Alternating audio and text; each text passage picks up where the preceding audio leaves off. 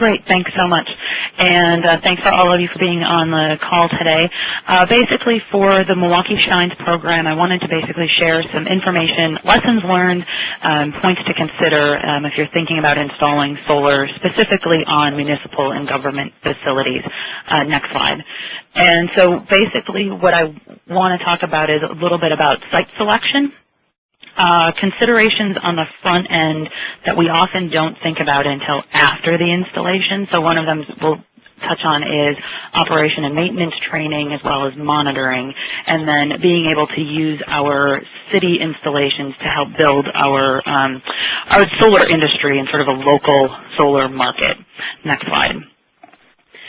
Milwaukee was named a Solar America City by the Department of Energy as a Solar America City in 2008. Our solar program is part of the City of Milwaukee's Office of Environmental Sustainability.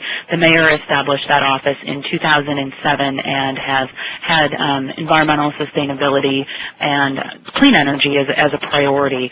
One of the things that the city did, the administration pushed and the council supported, was the establishment of an energy challenge fund to help have matching funds in our city capital budget. Our Milwaukee Shines grant tackles a number of goals for the broader community in building a solar market, but we created goals for our city facilities as well, and those include walking the talk and leading by example, using our city facilities for public education and outreach, being able to train professionals, and through all of this, developing a long-term strategy for city facilities. And I should note that while we see our program has been extremely successful, looking at the results compared to San Jose, where they had 2.4 megawatts added on city facilities, our total of solar PV capacity online in the city of Milwaukee as a whole is 1.1 megawatts. So we're certainly at a different point, but we've gone basically from 0 to 60 in a really short period of time. So just wanted to share some examples and some points to consider with you. So the first area that I want to touch on is looking at choosing the right site.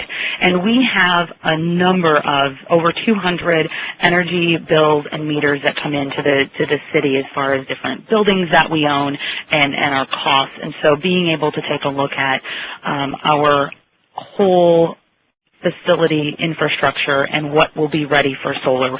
We didn't want to just take a piecemeal approach to different projects and as grant funding might come up or as an idea comes forward, we want to make sure it fits within the scope of our Department of Public Works and our focus on solar. So as part of our solar installs for Milwaukee Shines, we specifically focused on solar hot water installations, and so our fire stations were the best application, and that's where we started when we were creating what I like to call our Milwaukee Solar Matrix. But that will be now expanded to all of our city facilities, so we'll be able to rank and evaluate our facilities based on a lot of what was discussed from San Jose of looking at a solar site assessment with our solar window of how much shading, the square footage available, estimated solar production, and the best use of a technology for a building. So looking at does it have a hot water load or is it more electrical, and what that payback might be in a solar electric system versus a solar hot water system. I think being able to look at if it is a roof-mounted system, being able to look at is it scheduled for a roof replacement, and then that can raise up a building to the top of the list. That might be a more high priority area. The last point I would mention is we also combine this with what energy efficiency work has been completed or is going to be done in the future. For us, that's important because our incentives for solar in Wisconsin are tied to energy efficiency.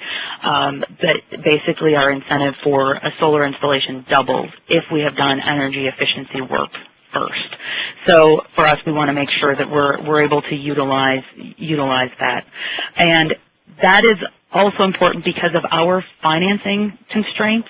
I don't include too many financing details in our presentation here for Milwaukee or Wisconsin, but in Wisconsin, we do not currently allow third-party power purchase agreements or solar leasing systems.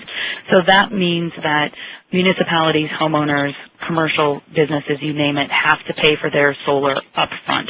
So that has to be in our capital budget. So being able to show that we've prioritized our buildings is extremely important. Okay, so moving on to the next piece is looking at something that happens after the installation, but you can think about it at the beginning, and you can include this as part of your RFP for an installation. You could actually require an installer to provide not only manuals on the system components, but also training for your city staff. We actually did one training. We've done 11 installations, solar installations in the city of Milwaukee, so we didn't do it for each one. We did it at the end of all of the installations. So we did a 3-hour solar electric training and a 3-hour solar hot water training for all of our maintenance staff, managers, engineers, our DPW, design, and support staff. And we were able to do that because we had some support from the administration saying this is important for everyone to know. Take some time off or take time during your workday to go to this training. And that was really interesting because it covered the basics of the system design, even though a lot of people came into the training saying we already know how solar works, but understanding what to look for and how to make sure that it's producing what we said it was going to produce. So how can we do the maintenance? How do we make sure that we know if something goes wrong, and who do we call to make sure that we get it fixed right away? And I want to show you on the next slide is an example from that training, and this is just one of the slides from the training where they go through and take a look at what do you look for.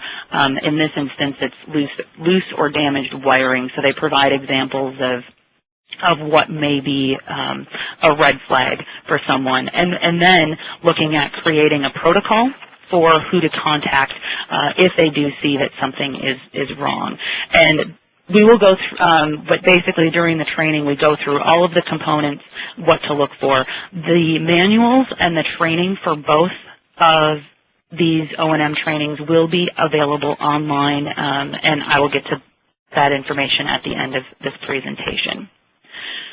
Another aspect and another piece that comes at the end of the installation, but we also need to consider up front, is monitoring. So when choosing what type of monitoring system you'd like, and when I talk about monitoring, a lot of it basically refers to online monitoring. And most inverters for a solar electric system or a metering system for solar hot water, it does monitor it, but how often we're able to access that and use the information is key when looking at an online monitoring system. So when choosing a system, your installer, if you put out an RFP, an installer may recommend what type of monitoring system to have. It may come with the inverter that has a complementary online system. For example, Enphase inverters have their own online component. But when looking at it, also try to think about what you'll need in the long term.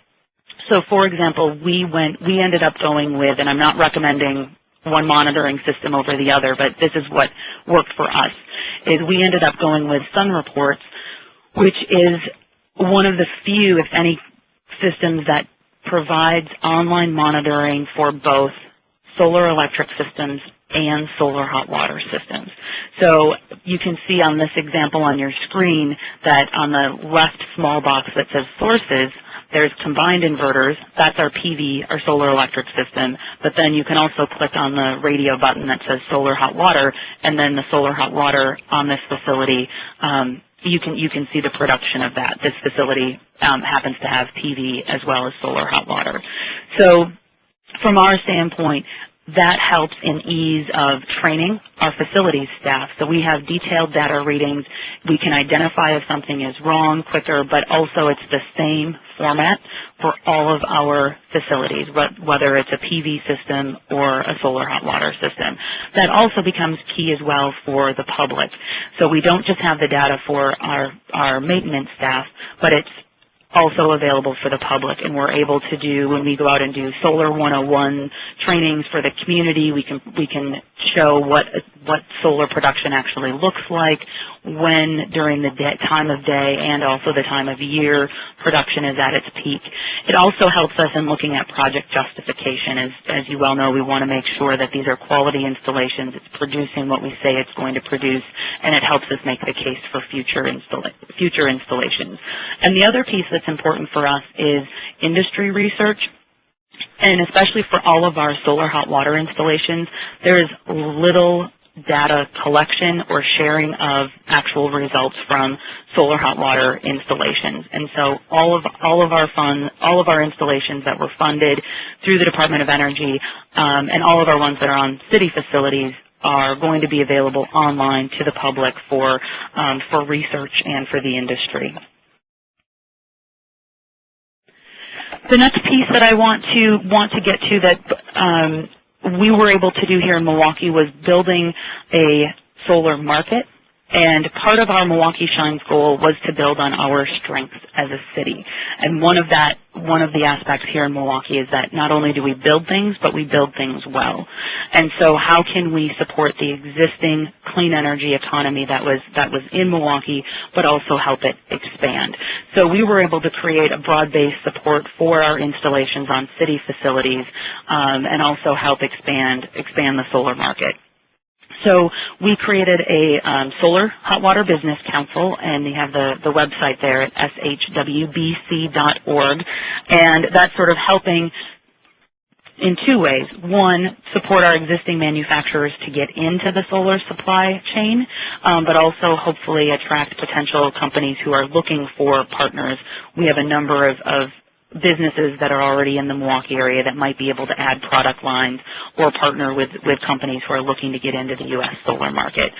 So we were able to use the partners that we've had at the table to help reduce our costs, number one. So, for example, Calleffi Solar donated solar hot water products. So our Solar Skies panels, all of the different components were donated by Calleffi Solar.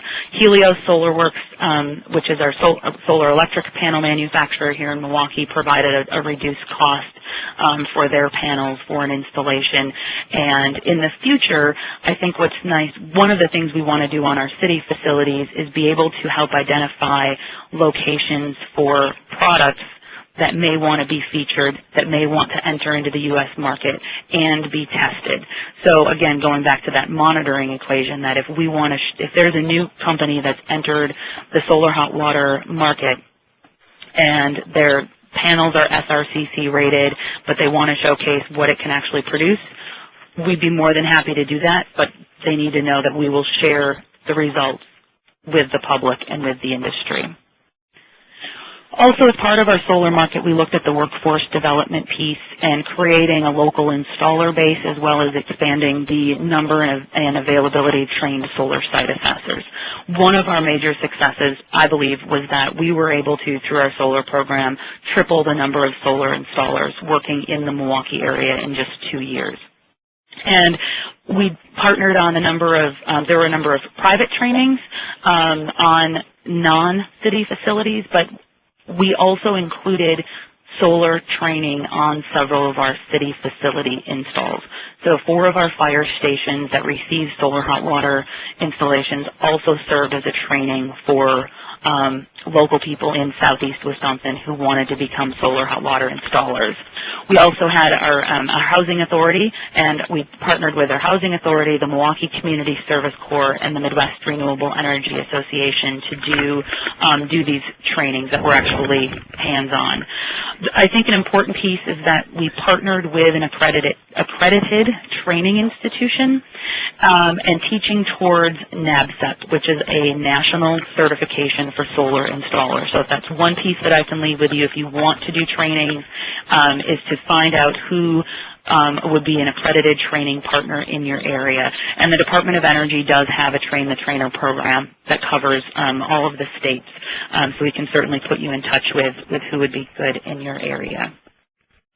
And just to wrap up, our next steps is to finalize that O&M training manual and recommended procedures for municipalities, and also that solar matrix, which has a complete look at all of the points to consider when developing that long-term strategy for adding solar to your buildings. And so that information will be available online. You can see the website, MilwaukeeShines.com. And if you have any questions, please contact me with any questions that may have come up.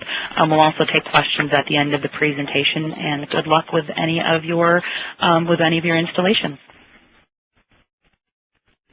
Great, thanks, Amy. And I think we'll hand it to Bruce next.